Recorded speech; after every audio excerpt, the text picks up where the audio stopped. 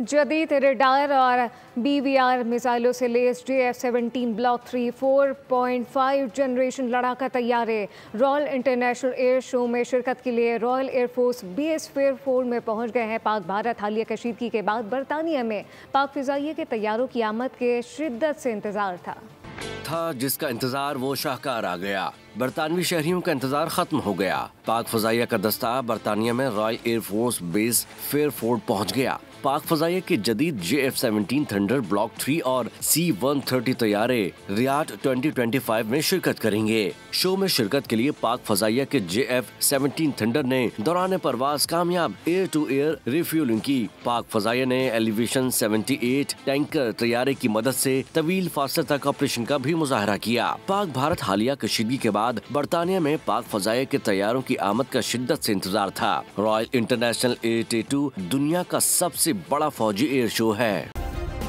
Subscribe करें और bell दबाएं ताकि कोई खबर रह न जाए।